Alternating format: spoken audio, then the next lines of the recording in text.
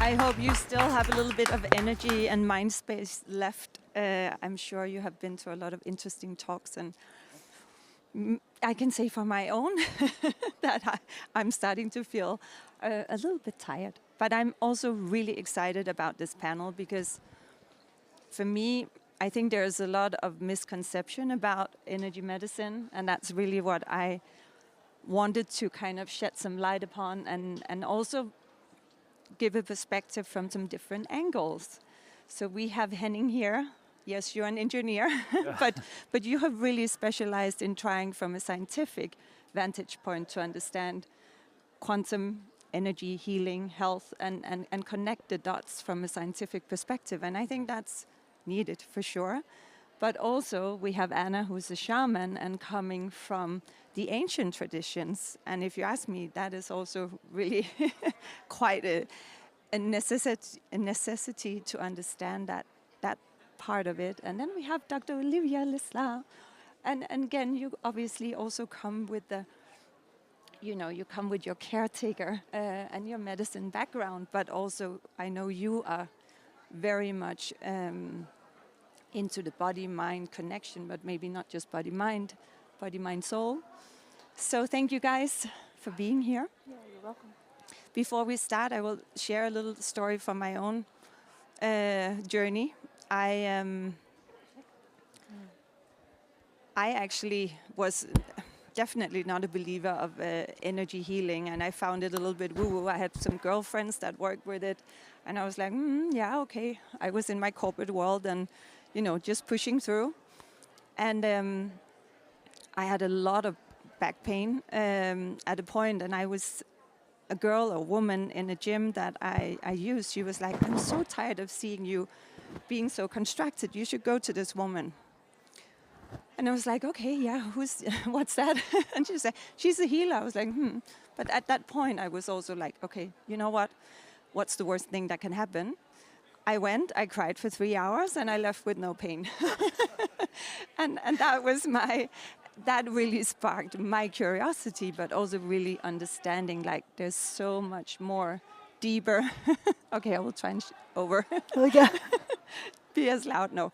But really to understand that, okay, wow, there is something that is so much bigger than us, but also actually lives inside of us. And what happens when that gets stuck is so forth. But now I'm done talking. And I think I would actually love to start hearing each of your definition of energy medicine, because I think that's also what we're trying to unfold here. So feel free to start with on. Okay, so I think it's very hard to go through medicine now without realizing the importance of the mitochondria. So I think we simplistically understand it as the energy factory of the cell. It does a lot more than that. And when you actually get into mitochondrial biophysics and bioenergetics, you realize a lot of it is actually quantum. Now, I do not understand quantum at all. I'm basically, compared to someone who does understand quantum, someone who has the IQ of a banana. But essentially, when we're looking at how the electron transport chain in the mitochondria, quantum tunnels electrons and it outputs, nitric oxide and water, it is phenomenal what is actually happening at such a subcellular scale. And so from a medical perspective, talking about energy medicine is actually understanding that all systems in the body actually work on a coherence basis, and that when you have desynchronization of your circadian rhythm or your organ systems or the cells or the subcellular level, that winds up becoming decoherence. And if sustained long enough, becomes chaos, which from a clinical perspective are our complex chronic condition patients. Thank you, Anna. I'll have a completely different And that's what I love about the three of you yes, together here. We're very Me too. different. No, so I think, okay, if I ask all of you, how many in here has actually tried plant medicine in one form or another? Quite a few. And when you tried that, you see that there's something else than what you can see and touch and feel. And that is what you get in contact with, and that innate love and understanding is what energy medicine is. And we can see, for instance, in trauma gets stored, stress gets stored in our shoulders, and we need a massage. Trauma gets stored in our energy system because we have a physical body, but we're electromagnetic and we have an energy body. And when traumas are stored in our energy system, like it did with you, Tine, with your back pain, then we need to loosen those traumas and the back pain disappears. So there are so many, and it's in particular back. But if you just look at it also when you look at science, and I've done a deep dive, so I'm quite good in quantum physics. I've studied it for a couple of years, and to explain and to scientifically explain, and it actually does explain quite a lot, I would say, what energy medicine is. But if you just think about love, all we want, that's all we live for. We want to love ourselves, we want to find someone to love, we want to love our job, etc. But that's not scientific. So this is what energy medicine is. It's our electromagnetic body, it's our bosons, it's our, etc. Quantum physics, where everything is connected, that is not physical. It's our plant medicine, it's our energy systems, it's our meridian system, because everything is connected. We're all the same in this room. We just have different expression of one thing. So that would be my, quite different. Although I do think that mitochondria is very cool because they're aliens. You know that you have mitochondria in every cell, but they're not part of you. They come from your mother. Yeah. So it's kind of cool. Yeah. It's like an alien inside every That's cell. right. So that again means that we're much more than the sum of our parts. All right, thanks. So I have a different perspective, of course. Because as an engineer, I'm looking at how is this world actually built, and all we know is that these energy layers is what spans our universe. So these layers are really close together, of course. In these layers, these atoms can appear and they can emerge. So what happens when I have an energy layer here, an electron or a proton will emerge and create a particle. Now that can become part of a cell, and these cells, all live in this energy layer. But think about it, this layer fills out the entire universe, these layers. So the same energy layer, where I have a particle, you have a cell, and so forth. So we are much more connected than we think about usually. So to me, the energy medicine, what that should provide me is actually to stabilize my field, because I consider myself more the field around my body than my body itself. Because in 7 years, none of these cells are going to be here. So if I show up here in 7 years, I can't say that I'm going to show up in this body because it's not going to be with me anymore. But the field is around me will be with me, because otherwise the cells are dead. So to me, it's all a matter of vibration, because it's actually the energy in these layers, when they come to a certain frequency, they can form and emerge a particle. That particle can be part of my cell. So the cells are built out of these particles. Does that make sense? So in terms of how things actually materialize, is actually the frequency of this energy. So to me, energy medicine would be to actually stabilize and have a coherent energy field around me. Because we know that trauma, as you mentioned, will actually create a standing wave in your energy field.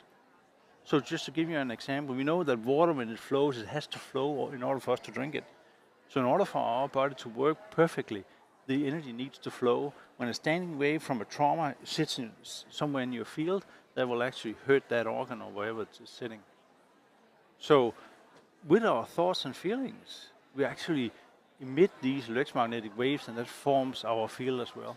So our consciousness is actually, with our consciousness, we can actually be aware of our thoughts and feelings, and that has an impact on our field. I think you're touching upon two very important aspects of understanding energy and how it impacts our bodies and mind. And I think, but let's start with one of them, because you said stagnant energy, and back to my own example with my back pain. So what is it exactly that happens? Because you described, okay, it's the stagnation in the wave. The flow is not going through. But how does that? What triggers that? How does that happen? From a clinical perspective, so okay, I kind of explain it to patients in this way, because don't forget, you have to meet patients where they are. When your body is afraid, when your mind is afraid, because it doesn't quite know the world around it. There are so many threats coming in, all these paper cuts, and you know you can bleed out from 1,000 paper cuts, right?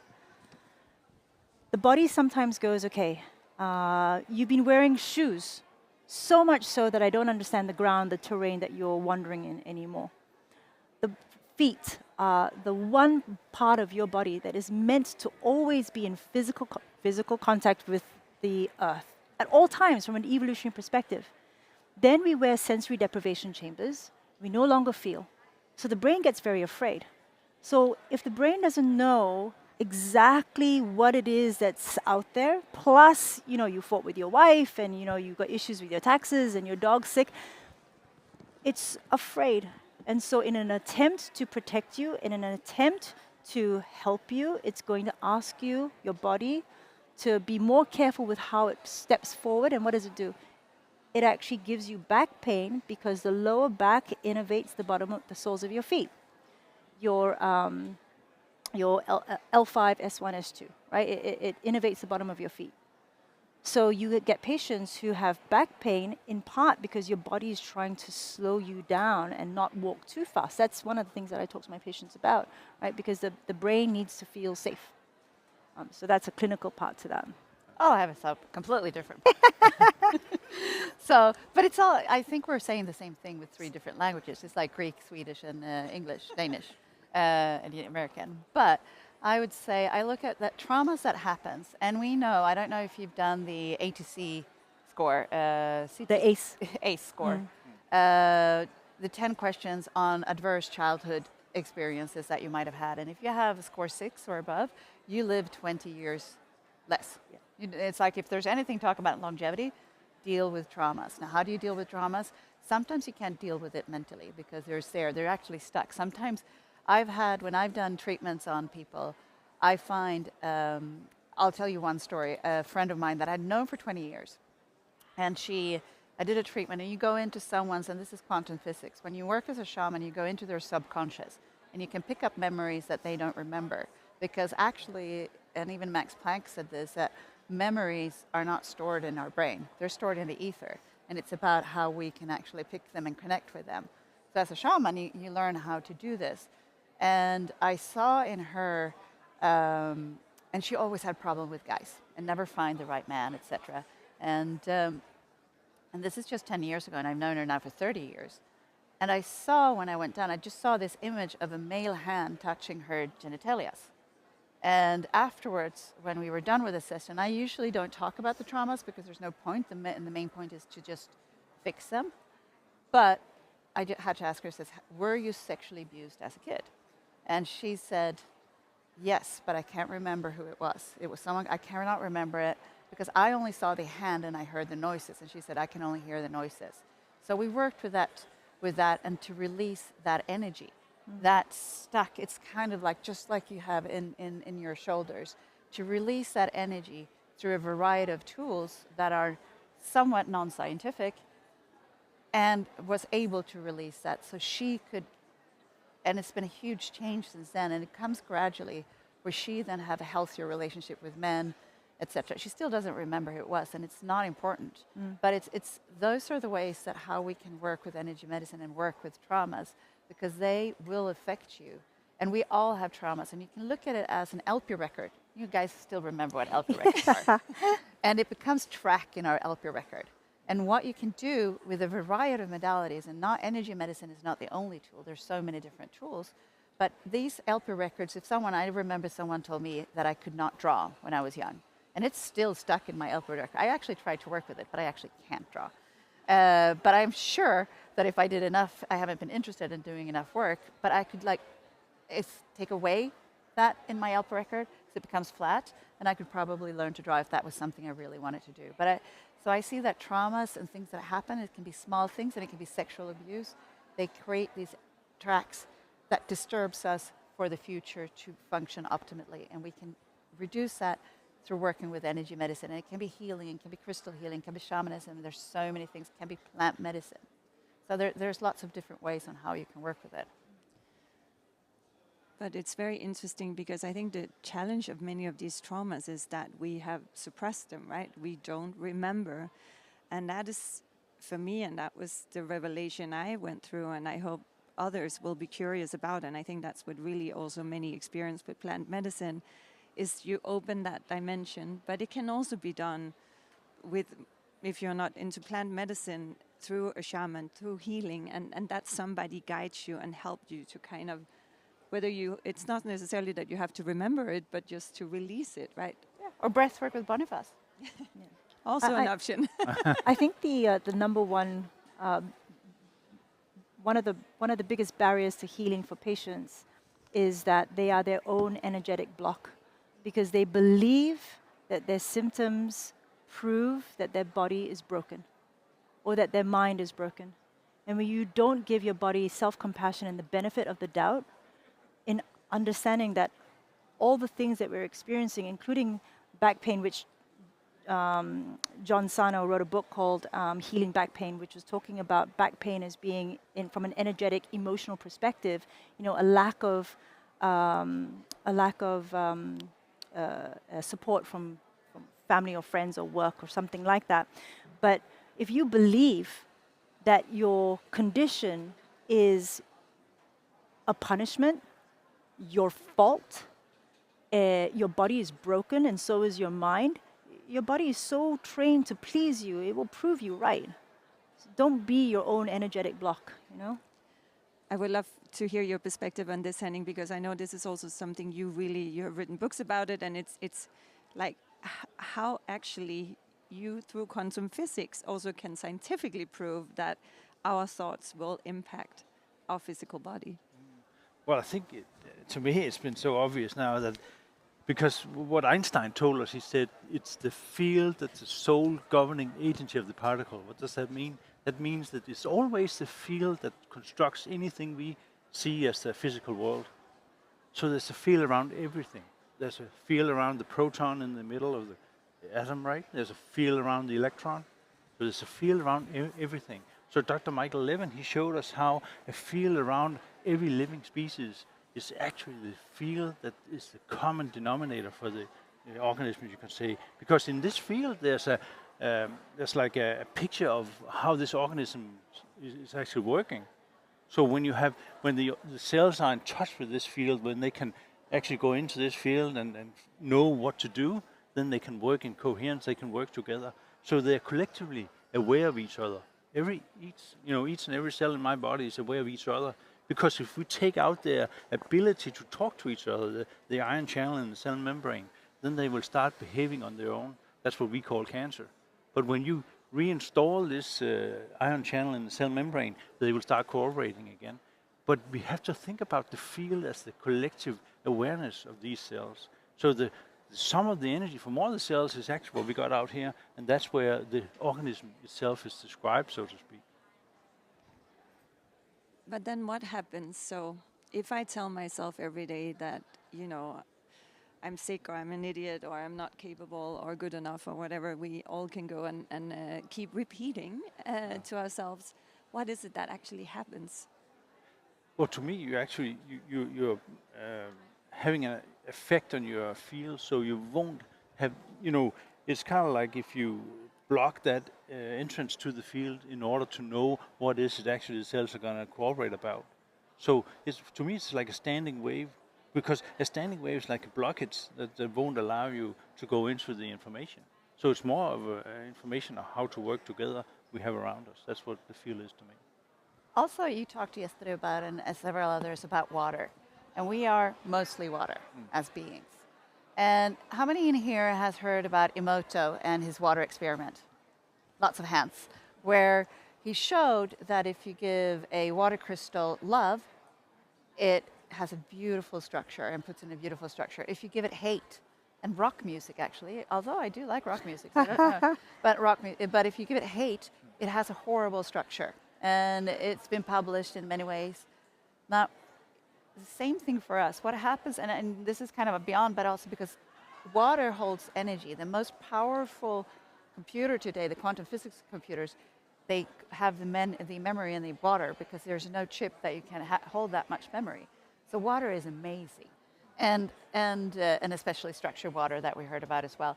But if we then, just like in Emoto, gave this glass of water lots of hate and lots of love, if we give ourselves lots of hate, what happens with all the water crystals in our body and the structures? It becomes completely off. So, and we are all, I highly believe that we are all love incarnated in a physical being.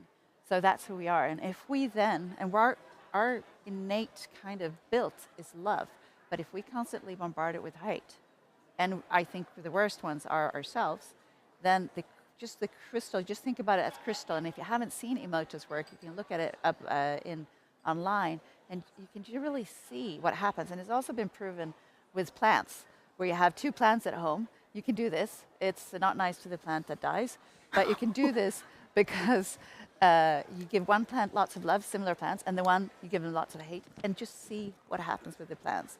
And this is what happens to you as well when that happens. That is a note to self, I think, for all of us. Actually, I'll say something very specific about frequencies here. So you can think a thought, and it gives out, obviously, that frequency of that thought.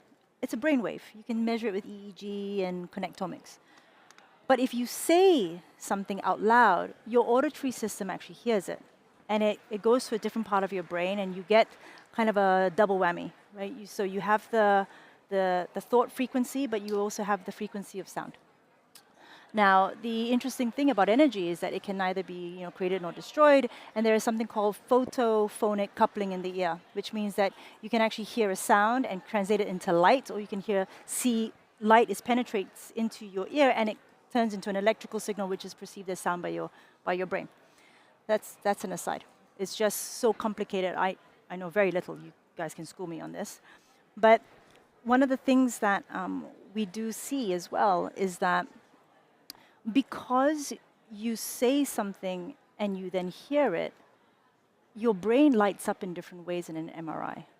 And hearing is one of the most interesting senses because it is the first sense to come online when you are the eggs fertilize and when you're in utero. So you have the hearing at 6 months in your mother's womb as you would when you're 25 years old. That's why all babies can recognize their mother's voice. It is also the last sense to go when you die. So doctors in the room, we know when we're in hospital and we're talking to our palliative patients and their families, we're saying to those family members, you keep speaking to them, keep talking to them because they can still hear you. It is the last sense to go when you die. So saying stuff to yourself, the affirmations, is the difference between hearing it and just thinking it. Thank you for that again. So not just thinking positively, but saying Clinically. it out loud. Clinically. Clinically. But then what if we take a step outside of ourselves? Because I think we all know the feeling of walking into a room or a home and you just feel either really great or you feel something is off. It can also obviously be when you meet people, but even just also not necessarily living creatures, but actually just sensing a physical room. And for whatever reason, it can feel nice or disturbing or not. And I guess that also translate back to energy. But how do we explain energy in the chair and the floor and whatever else is in here?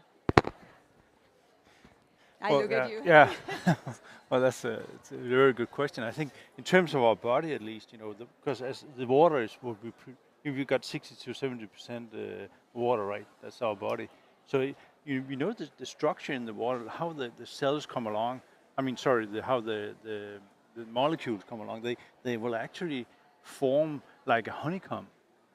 So this hexagonal, what do you call it, pattern will actually exist throughout your water. So you have these layers of hexagonal molecules that go together. Now they are actually able to transmit electrons. That's the same thing as you do in silicon when you do a microchip or anything like that. The same principle. So when we have that structured water in our body, we are able to transmit information. That's how you transmit information, right? So when you go into a electromagnetic field that's not natural, you can say a Wi-Fi or whatever, it'll actually start destructing the water. So the water will destructure. So at some point, it's kind of like you will take out the energy of the body just from the field that you are in, because the water will shape itself according to the vibrations that it receives. So it's kind of like a pattern, when you you're bouncing like this, that will form the water within you. And the same thing when we have a thought and a feeling, we emit, as you say, we emit these electromagnetic waves. Again, they will actually form the water. So we have a profound impact on how the water is actually available in the body. And it has to be structured in order to work properly. And probably why we all feel much better when we are in nature and when we are not, contained by EMF and concrete and not natural things.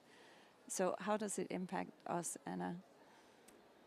The environment, well, I would also say, like, just think about if you have an electrical car, and as water structure, we sit in this, and we're seeing taxi drivers and others having a lot of issues with, again, how that disturbs us living in a city. And I think when it comes to energy and how we work is that we have all seen it. We go into a home and we feel this is awesome, this is a great place. And we go into someone else's and we're like, oh, I don't want to be here. That's your energy field, just feeling something. And that's why they say any business decision, etc., you listen to your intuition, not your brain. And because the brain, and one can all tap in, one can learn how to tap into it. And we heard Melissa earlier talking about alpha. If you can get into alpha, you can hear this intuition, you can talk to it a lot more, and you can train yourself to do this through a lot of cool biohacking. I mean, for instance, neurofeedback. I went, I don't know, it was 6-7 years ago maybe. I went to 40 years of Zen and did 5 days of neurofeedback. Five people doing it for 5 days. It was intense. And on the 5th day, I had a near-death experience when I was 14. And I died. And then I didn't die, obviously, because I'm sitting here. But are you here? Yeah, I kind of. Well, who knows? Maybe my energy is here, but I'm somewhere else. But I was in coma for a couple of days, and I always wanted to go back to that. So when I trained my brain for 4 days, and I always wondered what happened from the time that I felt that I died to I woke up. And it's just very interesting how you can train yourself to be so perceptive. And after 4 days of like 8 hours training, and it was like running a marathon with your brain every day, but it was very cool. Then I could drop down and tap into that memory to see what happened from when I died to when I woke up again, and understand that my experience of that was that we're pure light beings. We're just light packed in a physical body, and we have an enormous amount of power. But if you and that was kind of like, okay, extreme on tapping into it. But just walking into a room, walking to a person, if you tap into your alpha brainwaves and you connect with that, so to speak, with just literally dropping down to your heart and taking away your thinking brain a bit more, then that is always right. That will always guide you to take the right decision. So I think that's something that it's that energy system that's all around us. And we know it's called, I mean, in quantum physics, it's called often the Higgs field, which was discovered that it actually existed when they were able to, in CERN, be able to collide two protons to each other, two bosons to each other, basically. And then that little collation can light up the world in like a day. That's probably an exaggeration, but kind of. And if we could do that, the only problem is that we can't get them because they're so small and collide them. So that's what we're trying to do. But again, that field that is all around us, that holds more information than any one of our cells, any Newtonian cell or particle, that's what we feel when we walk into a room, when we feel the environment. And if we're just in tune with it, which we can train ourselves to be, and it's the same thing with shamans or any energy work, they just get into a special frequency, they just get in tune, and that's when they can do the magic. But we can do it on a daily basis at any time. It's just try to turn off this little monkey up here, even for a second, and you know that you can feel the energy in a room, in a person, and everything else. And what this tells you is always right. What this tells you is not always right. And why did we forget this? Because I know you come from ancient tradition. The shaman is something that was done for, if not hundreds, thousands of years back. What happened these past 100 years? Why? Because yes, it's coming back, and we're talking more plant medicine, we're talking more healing, but maybe that's also to you, Olivia. Like, why did we forget? And why can it, for young people that grew up without all this knowledge, like why can it sound a little far-fetched what we are talking about here? And how do we actually kind of help people understand, whether it's from a very scientific quantum perspective or just as, in an intuitive perspective, the power of energy? Well, so I guess maybe a lot of even doctors who understand that the heart is an electrophysiological miracle, right? We can actually measure the electrical field around a heart by using an ECG machine. Like this is, we know this. But because of the way the heart transmits these electrical signals and the way it squeezes, so it squeezes from the bottom up, but it squeezes like a spiral, it creates this field, right, which is called a toroidal field. I mean, 40 years of Zen, and they've measured these toroidal fields around you. So these electromagnetic fields around all of us, many people call it a biofield. Biofields actually have their own microbiome as well. So your biofield's microbiome can actually talk to someone else's biofield's microbiome. In conventional medicine, when two lots of microbiome are talking to each other over vast distances without actually secreting molecules that speak to each other from a biochemical perspective, we call that quorum sensing. We see this in conventional medicine. So quorum sensing, like I said, is you have bacteria speaking to each other across distances without chemistry. So for this coming into a room and feeling the energy, I mean, that's one perspective. There are several, I'm sure. But, you know, we have all these clues in medicine, but until recently, we haven't had the assays to be able to prove it. And therefore, up until the gut-brain axis came into conventional wisdom, before that, it was all bullshit, right? And now we know better. And now we know, actually, the microbiome of the skin is talking to the microbiome of the vagina, which is talking to the microbiome of your nose, which is talking to the microbiome of your feet, which is, you know, these axes. Everything is connected to everything. Everything is talking to everything. Everything is talking to each other because we are essentially this beautiful macrocosm that is also a microcosm, that is also a parallel universe. And I think what happened some 100 years ago, there's a couple of different explanations, but when we had the separation from the church and the state, that really changed the way we looked at anything within belief, etc. And we came into that science is a religion and that's the only true religion. And I think that has happened. But we also have another explanation, which Carl Jung has, is how our brain, a couple of thousand years ago, was very right brain, completely right brain, not at all at scientific. And then we slowly went over to a very left brain. And what it shows now, when they look at the brain, is that we're kind of coming back to the right brain, but in the middle somewhere, to have the what he called the transformation man, like where we're going. And I hope that's where we're going. So we also had a brain evolution from being completely just believing in the sun and the moon and etc. Then we came to believe in only science, and what we can touch and feel is the only thing that exists, and otherwise you can't. And that's where our kids are trained in today. But our kids are also energetically, I believe, so much more attuned than we are. So I think they realize that there's something more, and that's, I think, is the reason why we're also having this incredible growth at the moment. If I would tell anyone that I was a shaman and worked with energy medicine and stuff 10 years ago, they would say, okay, you're totally cuckoo, Anna. and today they're like, oh, that's interesting. So it is a shift even from the young, but I think that separation from church and state really, that started a couple of 100 years before it happened, really made it to where we have in our little box today. And science is great, it just doesn't show the full picture. And how do you get more in tune? I'm sure there's some in the audience that are thinking, okay, how do I kind of get more in tune with my energy field and this intuition?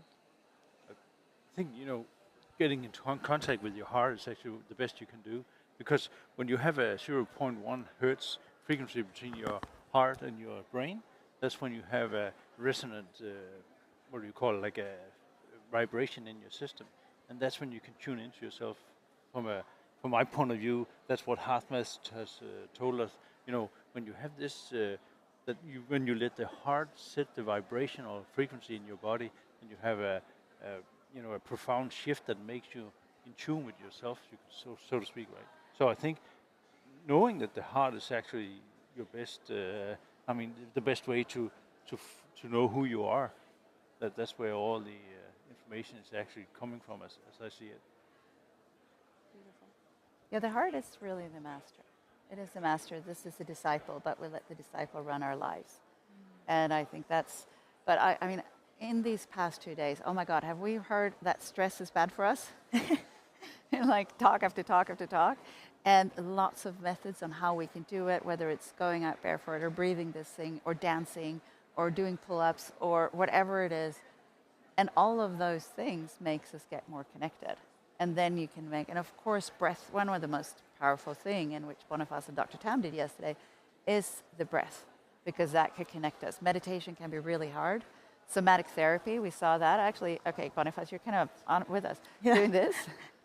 He told us, somatic therapy, you know when you go into a car, and you said, you can be a bit, you're going somewhere. If you just, and it's really like, it looks stupid, but if you, I do this nowadays, you touch the seat, you touch the steering wheel, that immediately tells your brain that you're safe. And that gets you more connected. So there's so many, somatic therapy is very cool because that can, in an instance, just like this, or just touching the chair when you come in and feel, okay, I feel more safe. Touching your hands. All of those things helps us to get more connected. And then you can go deeper and do all kinds of stuff and do all cool, I mean, hearth math, neurofeedback, breath work. But there's the small things in life that we try to be more connected during the day. Every time you take a cup of coffee or a glass, you say, I love you, to the water. And then immediately you get connected. It's so many simple things. You don't have to do all these super microdosing, nootropic, GABA-infused drinks, etc. There is these small, simple things that you can do. And I think we've heard of them during this, but it's just to do them. And the more often you do it, just like we hear that it's not good to sit down and work at your computer all day, so we have to stand up, and that's really good for us. The more often we connect, in whatever way we connect, the easier you will then start to just develop a more deep connection and getting in tune. And it's like what they showed as well is that going to the gym is not the solution to really long and healthy life. It's great to do it, but it's that constant going out. People with a dog is healthier than people going to a gym because you need to do it on a constant basis. So I would say that's the best way to get connected. Small, small things. Okay, trying to be different. So there's only been 3 constants from an evolutionary perspective: the sun, gravity, and the Schumann resonance. Now the sun, even though it's always been constant in our solar system, how it affects us is different by the stratosphere and the kind of gases that make up the atmosphere. All right, so let's put that aside. Gravity, the Schumann resonance is a natural resonant frequency that comes out from the Earth. And with all the natural pollution, non-native EMFs that we have in our home, in our cars, just walking around in a city or even a town will muddy the waters and disconnect us from the Schumann resonance, which is why everybody knows we should be getting out into nature. But this, in part, is why. Because we pull from the Schumann resonance. We oscillate with the Schumann resonance. We increase coherence in biological systems with the Schumann resonance. Yeah, so get out of nature. Thank you so much. A final note from you, Henning? Well, yeah, I'd like to follow up on that because, we think about food as the primary source of energy for us, but it only provides 10% of the energy we need. So 90% of the energy that the body needs is actually coming from being out in nature. I think it's a pretty cool design because they probably thought, these guys are going to be running around in nature. We better get them to recharge out there. So when you're out in nature, when you touch Mother Earth without any isolating sneakers or anything, you will actually have electrons running into you. So we can measure how your inflammation is actually lowered just by being out, touching the Earth. And when you walk in the electromagnetic field of Mother Earth, when you move something electrical in the magnetic field, it will start producing a current. And that's some of the energy you need. So moving around is really important. And you cannot move around inside a building because most of them are like Faraday's carriage. They will actually not give you that the field that you need in order to reestablish your energy. And then I think the sun is very important because it creates this structured water and gives you a lot of energy. Like the infrared part of the sun will even hit the mitochondria and help you produce energy. So nature is actually where we need to recharge. And then what do you do when you live in a big city? Does it Does it work still? Or Well, yeah, you could do. I use some. There's a like a mat, you can have on your bed, and you can Fem mat, yeah. yeah, and you can put it into the plug. If you have earthing in your buildings, which most buildings do, then you have the same effect as touching Mother Earth. So there's different ways to do it, but you have to think about. You cannot move around in a building and think you get the same effect as if you're out in nature, because the electromagnetic field of the Earth is built for us to recharge in. Thank you so much. I think we could, go much further here. But I love your different perspectives, and I hope it also inspired you and kind of shed some light upon this mystic term of energy medicine, which maybe not so mystic anymore. Hopefully we're changing that. Okay, we actually have time for a few questions if there's some.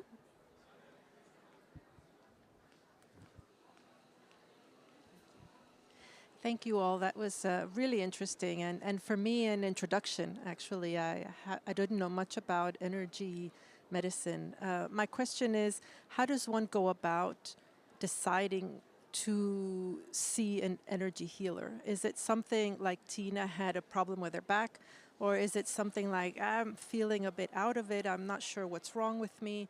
What would be a good sign to say, okay, I think I should see an energy healer? How does one decide that? Yeah, Anna? Well, I think it's like, when do you want to go and have a massage, in a sense? And we all have knots, and so it's just a bit of housekeeping for yourself to help to balance. There's beautiful things, and sometimes the energy healers can do the most easiest thing. I have one of my best friends going through a really bad divorce, and she wanted a treatment. And all I did was to reset her fight and flight, because that's all she was in. And that is also things that, so you need different things, but it's kind of just like housekeeping. And how do you find one? You just ask for it, and it will come. And it's that easy. It's like there is intuition out there. So every thought and every ask you have, every prayer has a special energy, and that is Hertz. So usually then just falls into place. But I would say you cannot have too much. I mean, you can't have too much, because you don't want people messing with you too much in your energies. But you will know when it's right and when it's wrong, and you just follow your intuition. But I think it's always good, because we always have issues with our energy field, like we always have issues with our body. I think it's important that you feel within that that's the right decision to do, because it's actually every question we have the answer within. I think it's really important that you feel, this is the right person for me. There's a harmony in our wave, so to speak, so she will be able to lift my energy. I have a question. Oh, that was amazing. Thank you so much. I feel totally down-regulated now. Liv, you mentioned something about quorum sensing, and I didn't even know that was a thing. And then I was thinking about it, and just, can you make that practical? Like, how does that work? How do bacteria in you, I mean, I love your microbiome. It always seems to be functioning beautifully. Despite My microbiome loves you, Tan. despite the hundreds of places that you travel on a day-to-day, week-to-day basis. So how can I get your microbiome to talk to me? And are there any practical ways in a day-to-day life that we can enhance our health through microbiome management and this sort of cross-person, cross-bacterial talk? I've never had anyone ask me that before, and I think it kind of automatically does talk to each other anyway, right? I think that actually, Henning, you kind of mentioned about food and being a source of nutrients, but actually the biophysics. The interesting thing about food, and you're a huge whole food advocate, and it's because when we're eating whole foods and we don't mess around with it too much with the, stripping it of everything, right? And overwashing the organics, especially organic foods, is that, plants take in energy and information from the sun, which goes into the soil, which goes into the plant. And that actually gives us information. When we eat that and we consume that energy, it gives us information about our environment. And I think, to your question, Tam, just spending time with each other with an open heart, I mean, this is actually more your science than mine, right? Like you're with your ecstatic dance and your breath work with Bonnie, and like these are all the practical applications of having our microbiome be the best of us, give the best of our energy, and speak to other people's microbiome. And also avoid people that don't resonate with your Oh, microbiome, yeah. so to speak. Because then it gets, when you just don't, and you know these people, and when you feel depleted after meeting them, etc., it's maybe not speak too much to their microbiome. And I will just add one comment to your question before, because coming from one that has tried out, I was coincidentally referred to this healer, but I've spent quite a lot of time afterwards working with different healers in Denmark and abroad. And I think, first of all, there's not one size fits all. We are all individual, and we will connect with some microbiomes better than others.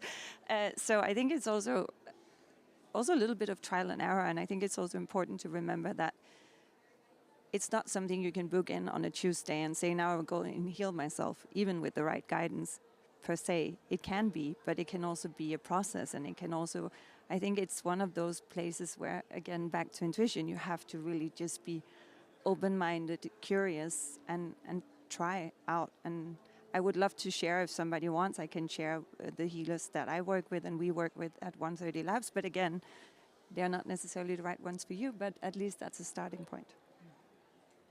Thank you so much. Thank you. Thank you for listening in. Thank you. Enjoy the rest of the day. And don't forget, we end at 5 with ecstatic dance again and good music and vibes for our whole energy field.